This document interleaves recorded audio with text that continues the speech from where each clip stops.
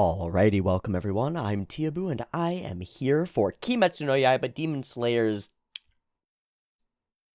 Swordsmith Village arc, episode 2. That one we've got a number for, titled Yorichi Type 0.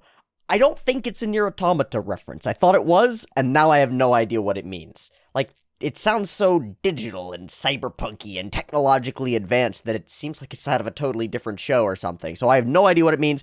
Maybe it's a power. Maybe, I don't know. Maybe it's a sword type or so, I don't know. After the events of the Red Light District arc, Tanjiro and everybody recovered a bit, and then off we went to a secret village far off into the distant unknown, shepherded by a bunch of lower-level Kakushi. God, that took me forever to find. It was like a key plot point in the previous episode. Shepherded by multiple Kakushi to keep its location a deep and hidden secret. We arrived at the village of the Swordsmiths, a really nice place with like a hot spring and a cool dude who runs the village, and no sign of the masked madman who's going to be coming after you to murder you because you got his sword all scratched up. But instead, some interesting things. First off, everybody's favorite watermelon-colored Sour Patch Girl is here, and everybody's pleased with that. Good. Everybody's least favorite, or favorite, I don't know, scarred-up, mohawk-haired, currently losing his teeth, probably because he's eating something weird, guy is also here, and we'll see how that plays out.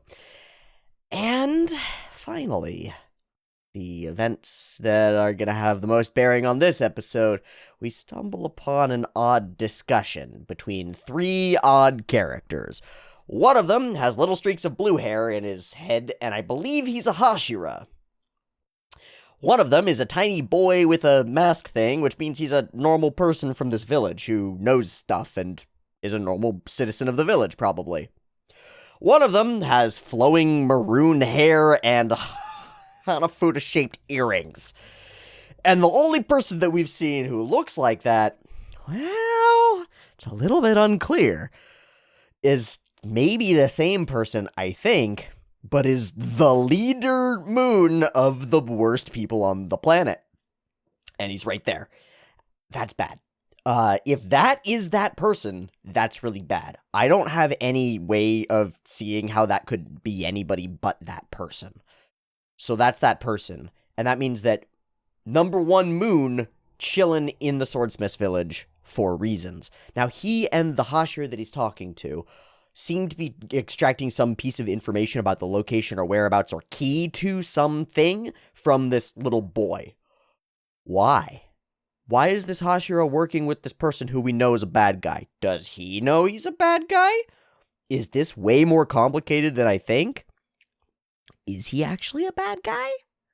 I actually don't know. But I'm sure that the thing that they're going for is the MacGuffin. It's the plot point for the season. It's the super artifact thing that we were warned/told may be here somewhere. So, our paths collide with someone whose path seems to have collided in the distant past with Tanjiro's family. Once before, at least. A swordsman who, in generations past, in a dream that Tanjiro experiences, not to his father, but to a previous generation way distant past, gives his name, I think, as Sawashiro? And that's all we've got. The mystery is folded.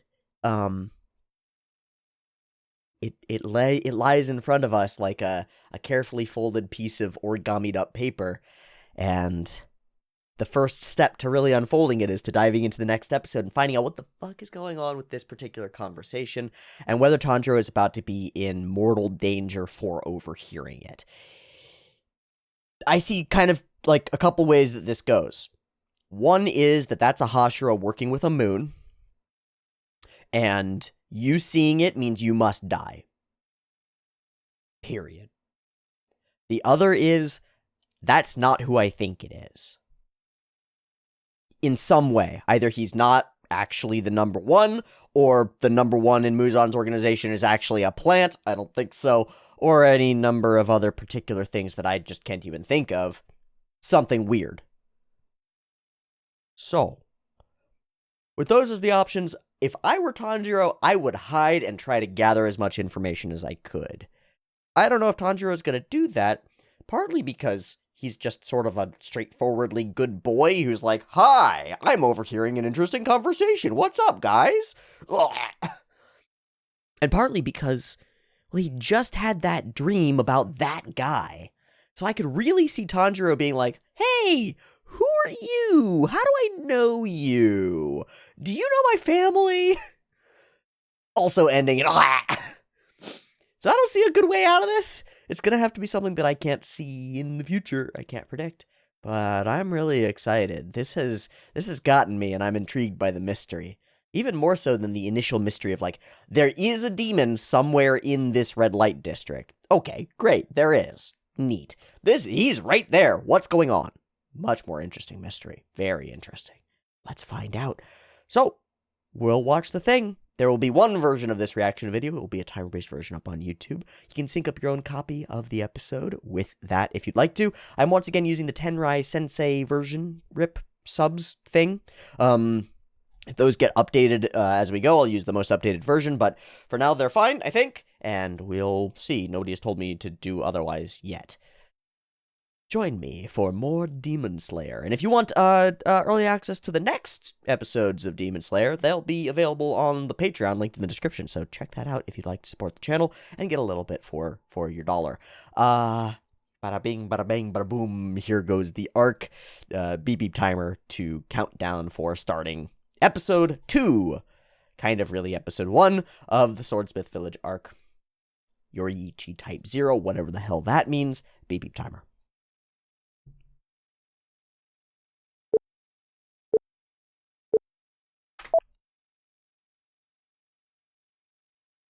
Not giving you a key. How to use the key. It's more than just a key. It's special. He's such a good boy.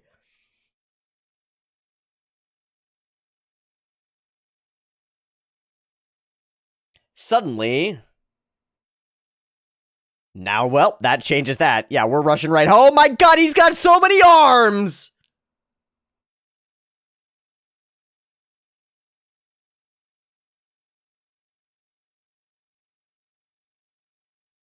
He is very strong. Uh-oh, that's a Hashira. Or else. Yeah. Oh. Oh.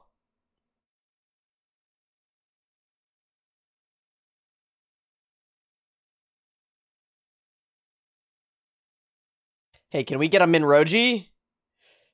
Can we get some help? Oh! Okay, so this portion is the OP that we saw at the end. It's the OP, not the ED. Cool! I wasn't sure.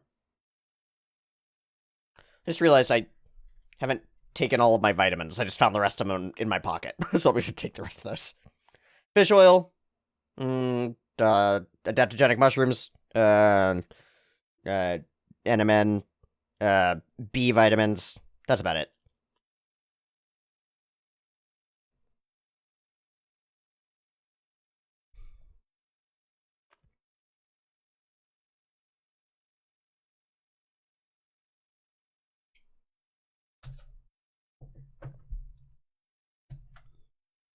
Until the day we cut through the darkness and the light shines under the sun. Nice.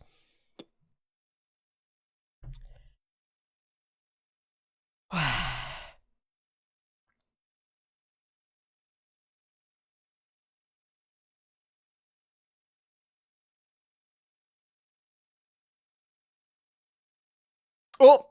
He has the full flame there.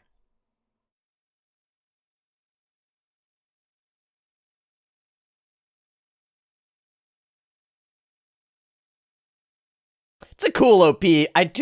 I love Men with a Mission. I have since Log Horizon. Database. We're living in the database. It's one of my favorite OPs of all time. So, a Man with a Mission OP for Kimetsu is just like, love it. Love it. Oh, he slapped my hand.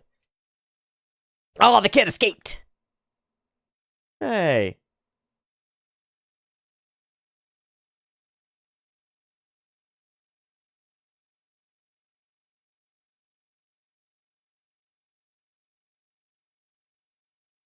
Okay, can we turn our attention to that? That's not the same thing as that other thing. Huh? This guy's so condescending, man.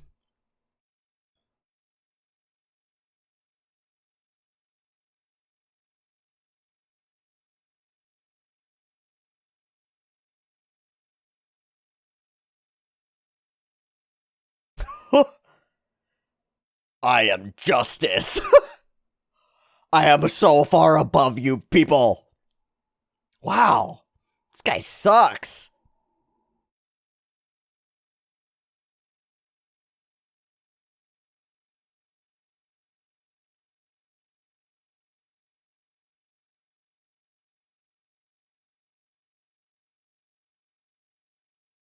Hey!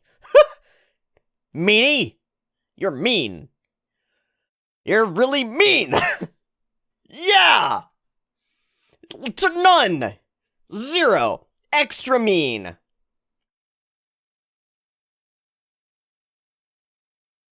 Right, it's not necessarily wrong, but it's fucking an asshole. A noble calling. Oh.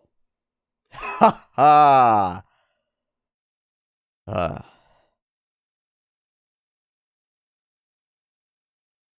Aww. Can we address the shattered faced porcelain doll man with 6 arms who's standing over there, please? Oh my god.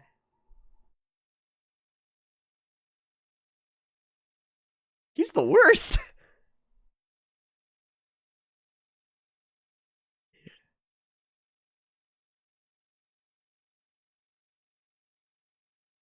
He doesn't want to let him know.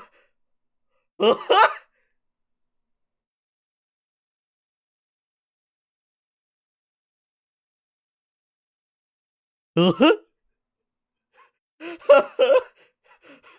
no, totally. Pew pew! He can't even whistle. Pew pew! Stupid. What was it the key to?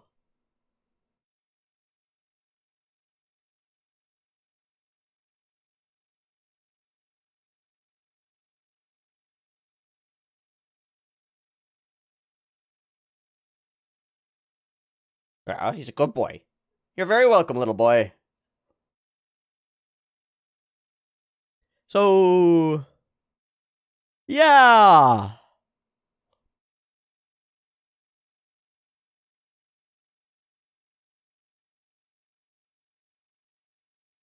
Oh. Dude, it's a doll made in the image of the original swordsman. Fucking crazy. What?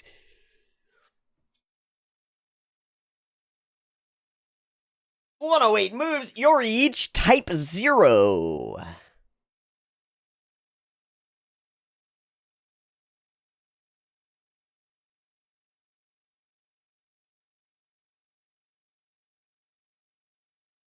They're training. Okay. So he just wanted to become stronger? God damn it.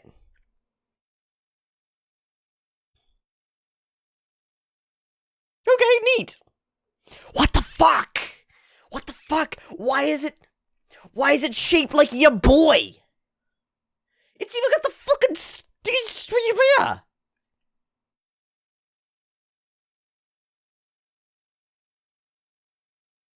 Really?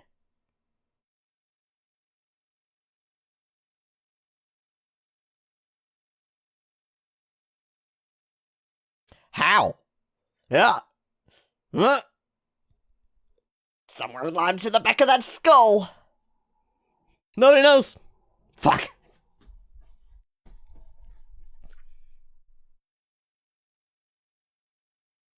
Then how did I recognize?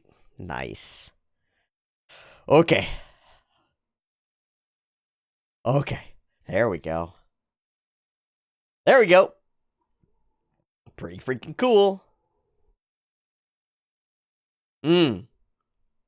That. Tradition. That's the theme. There you go. There we are. And that track comes in. Get some empathy going. Yeah, but he's fucking asshole. Yeah, but he's a fucking asshole. Is he now? Are you his crow? Effectively the most annoying crow that has ever been.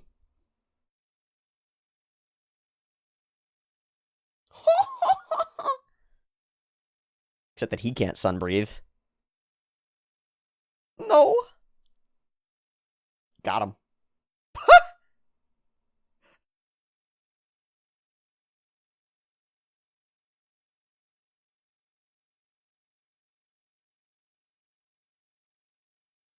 Do not let that crow...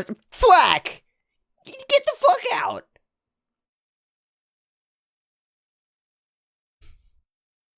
Fuck!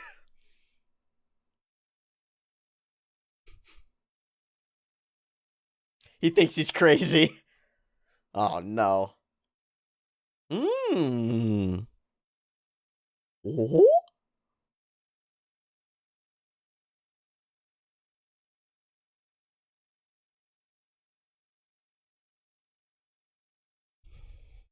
Gosenzo-san. Oh, shut the fuck up. Worst bird. Worst bird. Yeah! Well. Type 0.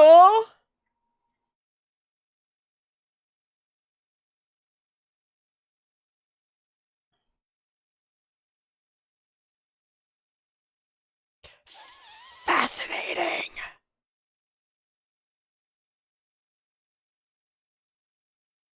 He's not even a real boy.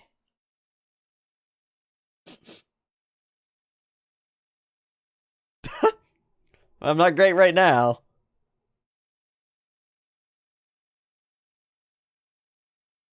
Hello.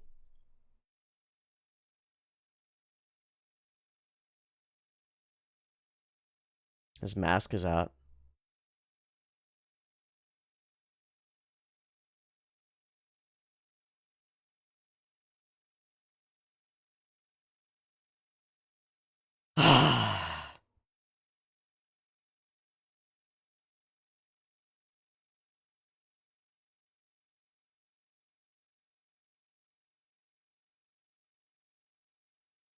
Shit! All the weight of tradition. Oh. God, clonked. He got all the way up there. That's crazy. Very, let me see you grit those teeth, you know?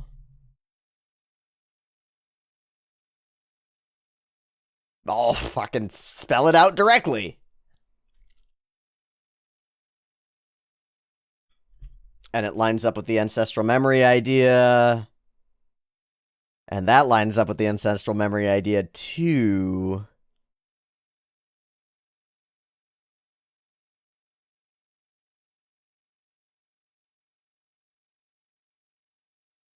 Face that down anyway and push through.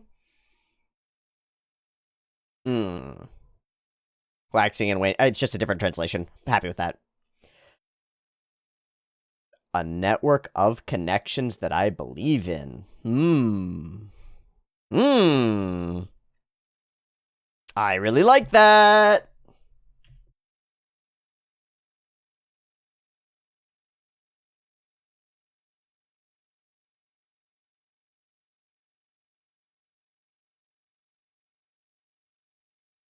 Because it already just totally shattered up. Oh. I'm done. Why does he have another blade? It wasn't... Oh, it's all shattered. Oh, what?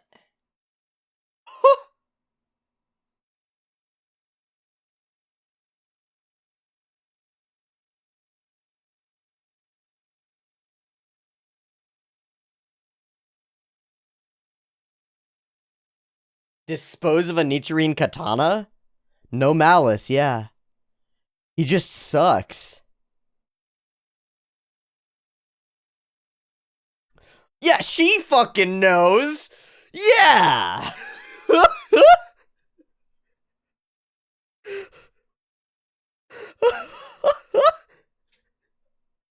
the worst characters. What whiplash? Aw, yeah. He just doesn't care. Takes it all for granted. I'm sure there's something behind it. Like, there's some damage there, but man.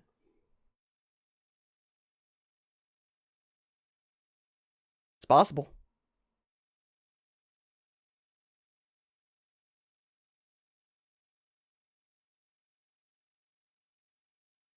Hi. Be careful, be careful, be careful. Be careful, be careful, be careful, be careful. Move, move, move, move.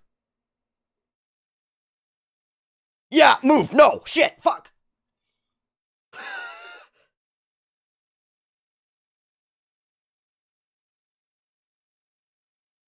Hey?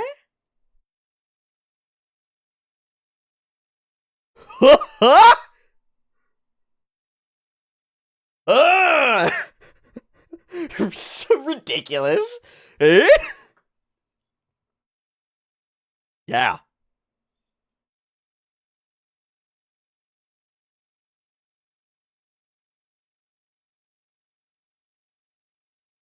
Hmm.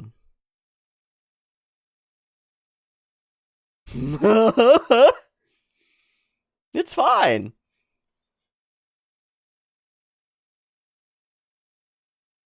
And he's using an unfamiliar sword, too.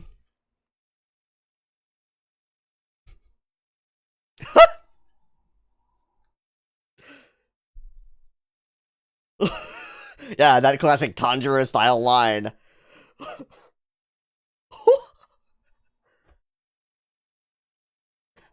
You've gone to the darkness, boy. You've gone to the darkness. Mm-hmm.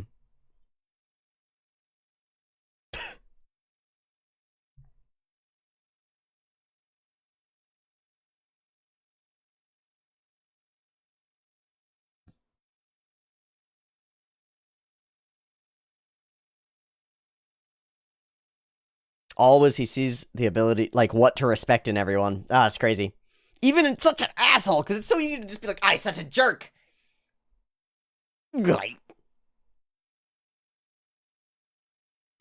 Fascinating, because he's probably going to have to face off against number one at some point.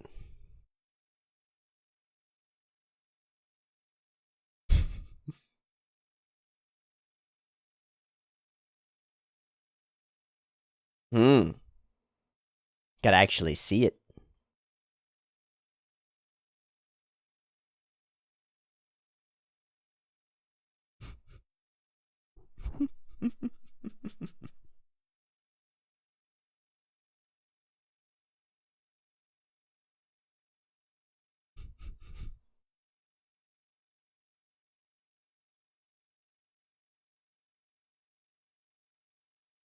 That seems worse.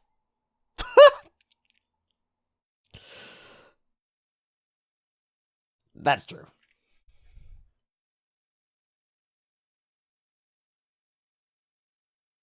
Uh-oh.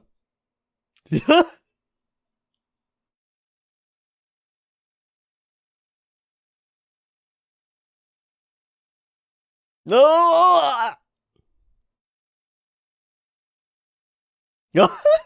He doesn't know what he's doing at all.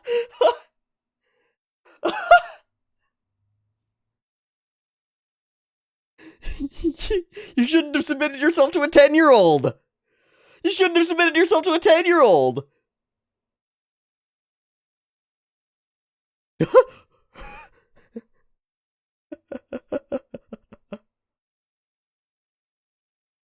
At least it rained.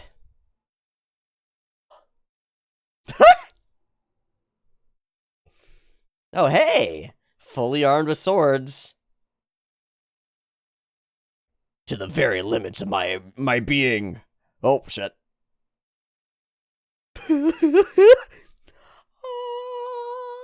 It's so nice.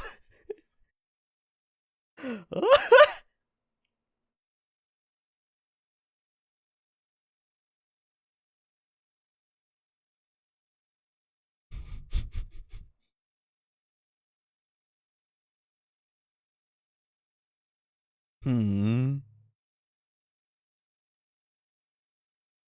Hmm.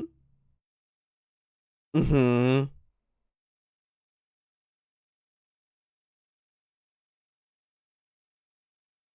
And it's actually... Oh. Oh, he smells the opening thread? Oh, it's different.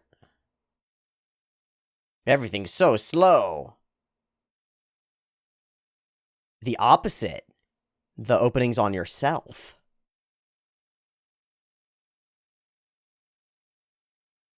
The opening's on yourself. Whoa! Hey, that's pretty neat. Ow. That's a start. Definitely a start. Oh my god, we get to eat! Hey, me too! I love Gyokuro. Yes.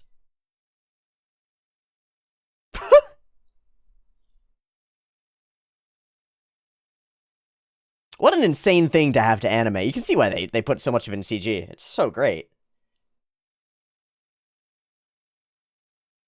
Level up!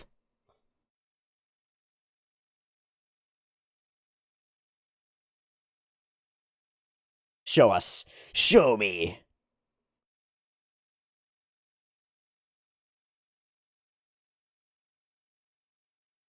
It's like, it really is like a reverse opening thread. You can see the... Don't break it! The hesitation.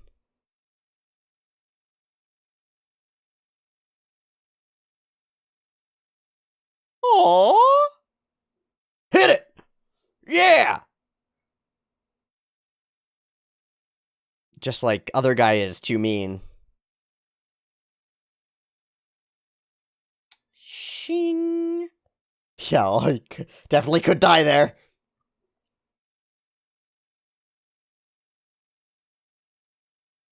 The sword broke.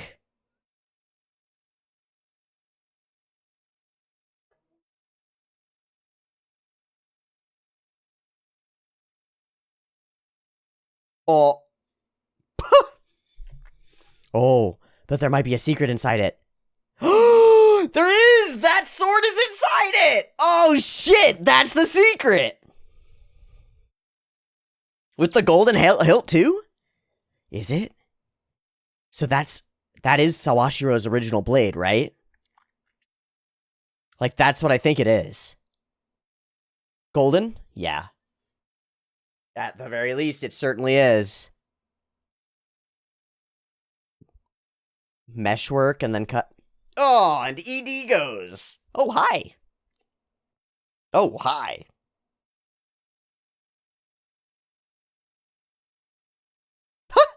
This is gonna be her day at wandering around hanging out? Okay, cool. Love it. Love it. Very great. Worst bird. Worst bird. Awful. I'm very glad. I'm really quite glad.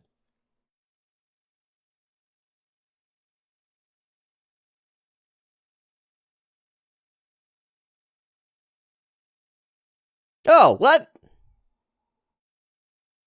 When was this person happy? In what life?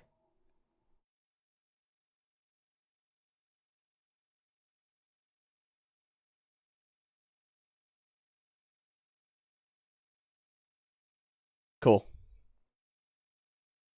And her whip sword.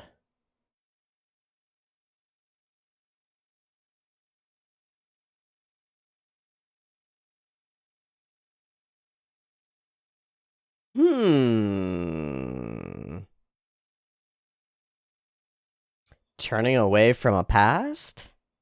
Oh, and grasped by a Nezuko. Ah, and Mohawk Boy is there as well. Hello! No, no! Stop it!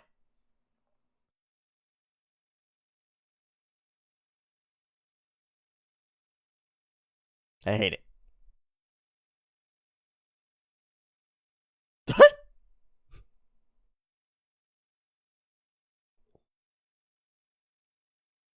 popping. It's the same. Weird. Oh, sure, sweet. Unlike that other one. Ugh.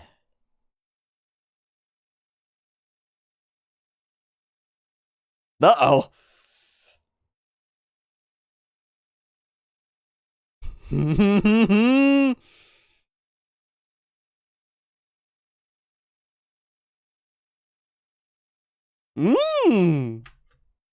And fiend. Well, that was fun and completely unexpected. So, it is not who I thought it was. It is instead a mechanical doll modeled after him. And he was such a cool swordsman that they had to add 6 arms. But also his techniques had something to do with, like, I don't know, like that. Maybe it has to do with what eventually becomes the eyes, right? Because, like, the eyes, there are 6 of them. And so maybe his original technique was, like, after images or something fucking crazy. Either way. Wow. That's really cool. I don't like the new Hashira guy. I know that I'm not supposed to like him, but oh man, I really don't like him.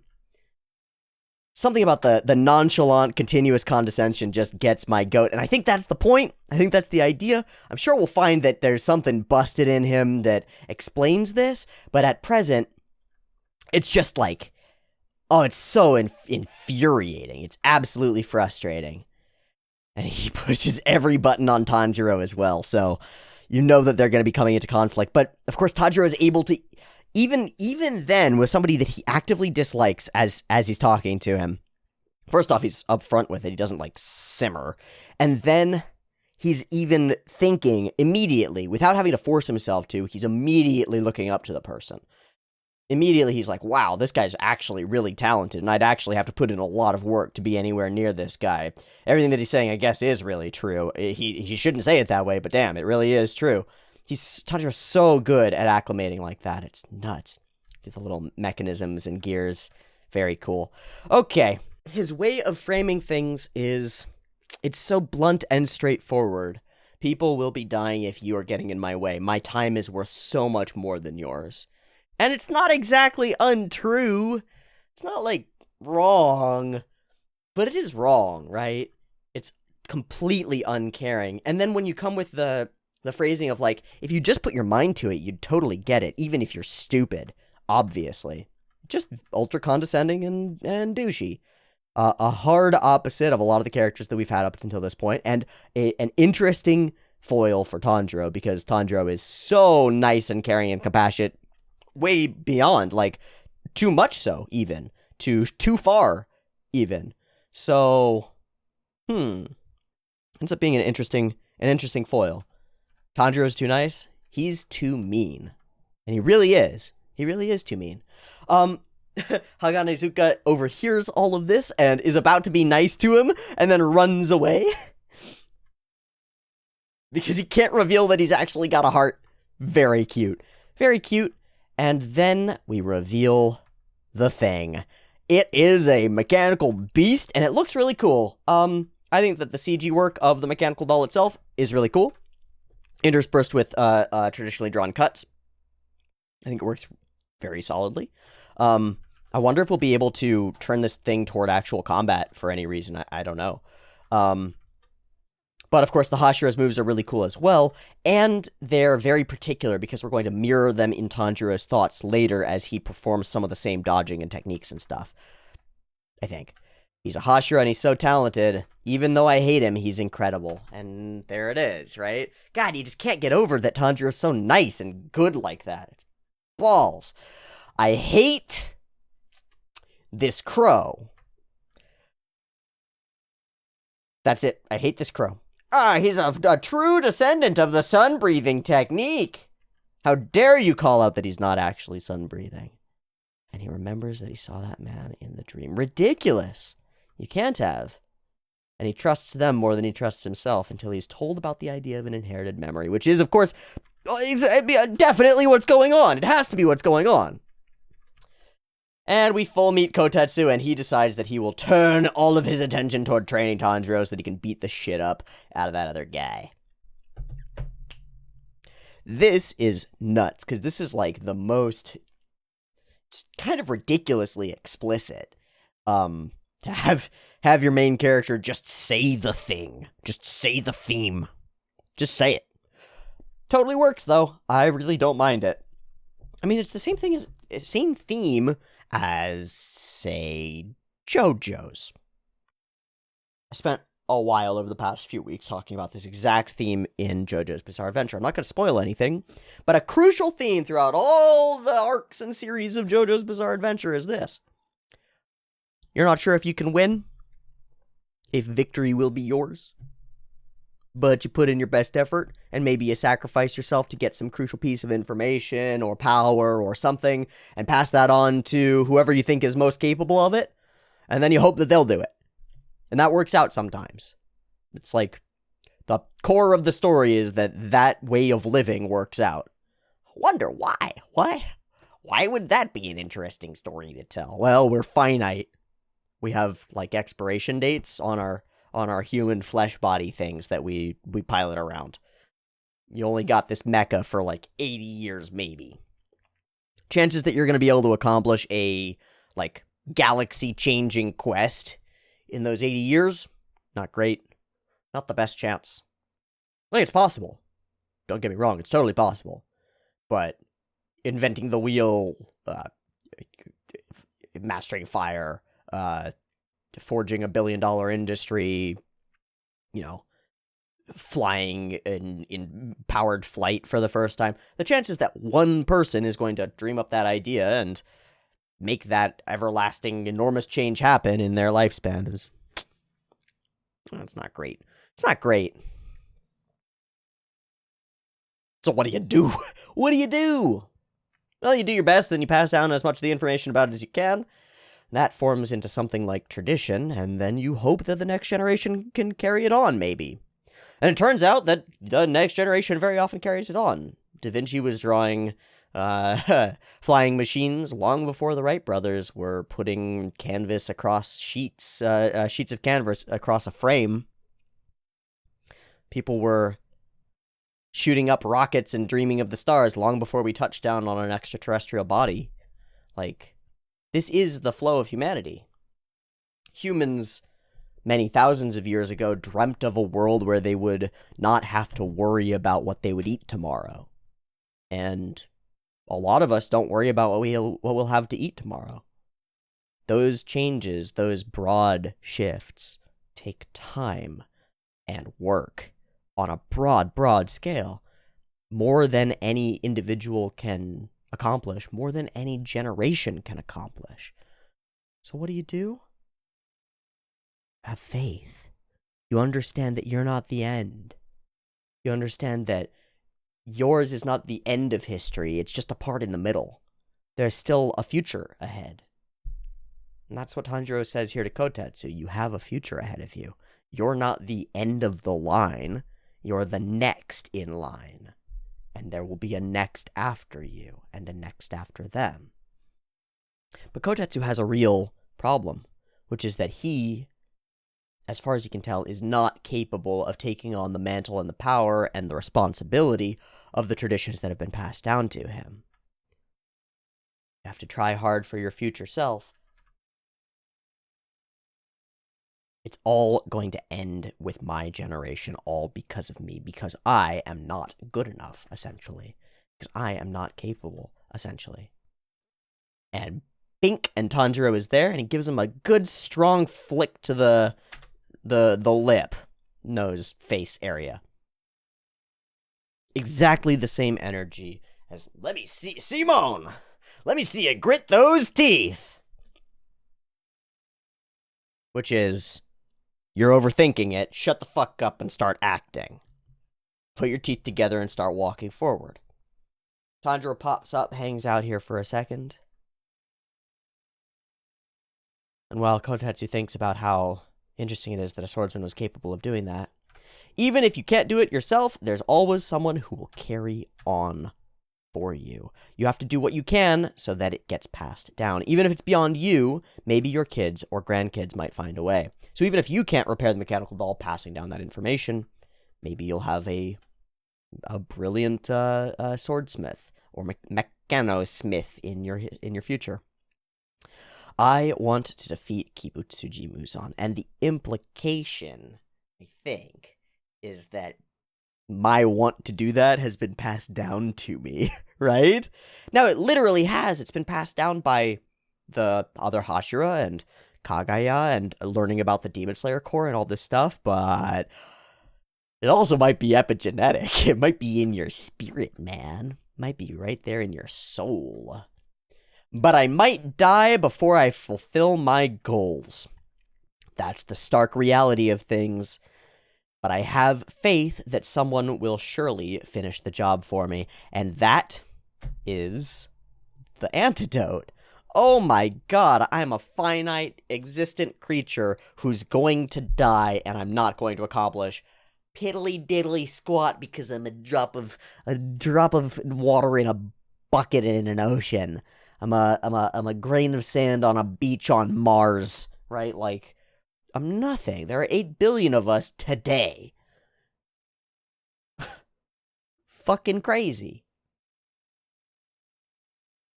But I have faith that someone will surely finish the job for me, and that is the antidote. Because then you don't have to worry about it. You don't have to worry about it. You don't have to worry about hitting some arbitrary completion point or some finish line. The finish line's coming at you regardless. It's just to see how far you want to run, how far you can run. Then you hand off the torch or the relay to somebody else, and your job is done. Your part has been played. And whether it makes it into the history books or not, the impact of it is real and there and present. And I think he's about to talk about the web or the network of people that we touch. I think that is a huge part of that impact. And it's very real. It's a potent ripple effect that can really, really, really affect lots and lots of people. It's hard to remember that when you're feeling alone and isolated and small and worthless and feeling like you're not good enough, like Kotetsu is feeling, and you don't have a Tanjiro to pop in and say it to you. So here's me saying it to you. What Tanjiro says here isn't just a story. It's the story. It's the story. It's the story that is the reason we have stories in the first place. Because a story is a way of saying, here's where I got to and how I got there. Here's that information. Now you tell your story. And you tell it with your actions in your real life. But those stories, that medium, that's to teach other people how we got to where we are. That's to tell the story of the formation of this mechanical doll, right? So that can be passed down to the next generation. Stories themselves are the reason we tell stories. It's so that we can pass it on. It's so that we can share and spread the crucial things, the decision points, the moments that shape us. And that's exactly what it's doing. That's exactly what we're doing here as we're parsing it. We're experiencing moments that have shaped somebody else. Moments that shape these fictional characters that are analogs to reality, right? The demons are analogs to reality. Tanjiro's struggles are analogs to reality. His relationships and friendships are analogs to yours. His struggles and difficulties are analogs to yours. His enemies and the people he doesn't like are analogs to the people that you'll meet that you won't like. And the way he approaches each of those things, his enemies, his friends, and those he just doesn't get along with, those are lessons for us. They're ways that work, and they're being passed down so that you can take them, incorporate them if possible, digest them, and manifest them in your own life. And then maybe your story would be a little bit more like Tanjiro's story, where he's, fulfilled and dedicated to a goal and willing to move toward it even if he doesn't know if he'll accomplish it, and stands up for his friends and is strong in his principles and is kind of the kind of guy that you might want to be, And you can, in part because you've seen the story that contains him. That's the stuff. So it's amazing to me that it's just explicitly written out. It's just right there. Like, it's in the lines. It's not between the lines. And that brings us back to some of that magic of shonen stuff. I think some people might see this and go, ugh, a character saying their motivations, explaining to another character how their worldview helps them accomplish their tasks even in the face of great hardship? Ridiculous. I think it's as realistic as it can get. I try to do it all the time. Other people I meet try to do it all the time. Try to talk about things that they're doing and ways of seeing the world that help them. Try to console and assist each other in times of need. This seems correct to me. Tanjiro would do exactly this. He would try to share his perspective in order to open Kotetsu's eyes. Someday, for sure, the lives we've connected will bring down Kibutsuji, and he slow looks up as he goes. Let's do our best together.